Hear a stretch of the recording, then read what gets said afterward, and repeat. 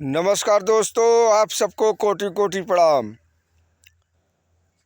हम आपको यह दर्शाना चाहता हूँ कि अंग्रेज़ों की गुलामी का जुआ उतार कर भारत स्वतंत्र हुआ था। जब तक कहा जा सकता है कि भारत वैज्ञानिक प्रगति के नाम पर शून्य से अधिक कुछ भी नहीं था।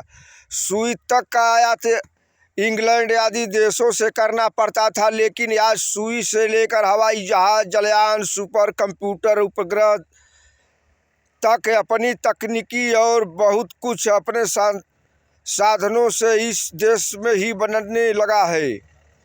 लगभग 5 दशकों में इतनी अधिक वैज्ञानिक प्रगति और विकास करके भारत ने केवल विकासोन्मुख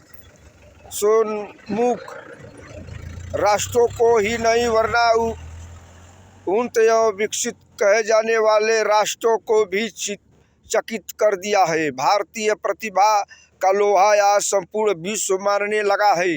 विभिन्न क्षेत्रों में हुई वैज्ञानिक प्रगति, डाक तार के उपकरण, तरह तरह के घरेलू इलेक्ट्रॉनिक सामान, रेडियो, टेलीविज़न, कारें, मोटर गाड़ियाँ, ट्रक, रेलवे इंजन और यात्री अन्य प्रकार के डिब्बे, कल कारखानों में काम आने वाले छोटे बड़ी मशीनों, कार्यालयों में काम आने वाले सभी प्रकार के सामान, रबर, प्लास्टिक के सभी प्रकार के उन्नत उपकरण, कृषि कार्य करने वाले ट्रैक्टर, पंपिंग सेट तथा अन्य कटाई, धुनाई, पिसाई की मशीनों आदि सभी प्रकार के आधुनिक विज्ञान की देन माने जाने वाले साधन आज भारत में ही बनने लगे हैं। कंप्यूटर, छपाई की नवीनतम तकनीकी की मशीनें आदि भी आज भारत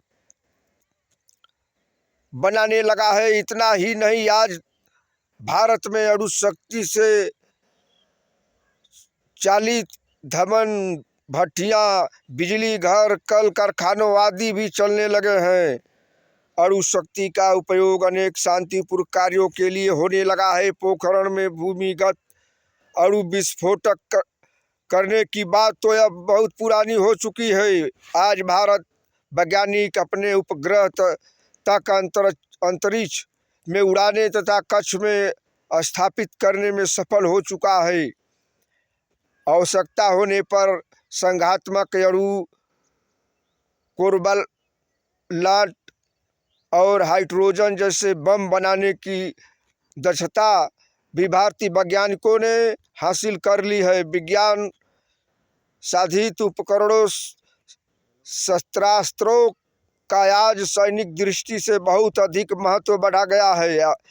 अपने घर बैठकर शत्रु देश के दूर दराज के इलाकों पर आक्रमण कर पाने की वैज्ञानिक विधियाँ और शास्त्रार्थ आज विशेष महत्वपूर्ण हो गया है। धरती से धरती तक, धरती से आकाश तक मार कर सकने वाली कई तरह की मिसाइलें भारतीय वैज्ञानिकों द्वारा बनाई गई है, जो आज भारतीय सेना के पास है। और अन्य अनेक का विकास कार्यक्रम अनवरत चल रहा है। युद्ध टैंक, विमान, दूर दूर तक मार करने वाली तोपें आदि भारत में ही बन रही है। कहा जा सकता है कि आधुनिक ज्ञान विज्ञान की सहायता से विश्व के सैन्य अभियान जिस दिशा में चल रहे हैं, भारत भी उस दिशा में किसी से पीछे नहीं है। गणतंत्र दिवस पर की परेड के अवसर पर प्रदर्शित उपकरणों से स्पष्ट हो जाता है कि फिर भी भारत को इस दिशा में अभी बहुत कुछ करना है। विज्ञान ने भारतीयों के रहन सहन और चिंतित शक्ति को पूर्ण रूपेण बदल डाला है। भारत हवाई जहाज, समुद्र के वक्ष स्थल को चीरने वाले जहाज, आकाश का सीना चीरकर निकल जाने वाले रॉकेट, कृत्रिम उपग्रह आदि के निर्माण में अपनी अग्रणी स्थान रखता है। 19 अप्रैल 1975 को सोवियत प्रक्षेपण केंद्र से आर्यभट्ट नामक उपग्रह का सफल प्रक्षेपण कर भारत ने अंतरिक्ष युग में प्रवेश किया है और तब से आज तक उसने मुड़कर पीछे नहीं देखा।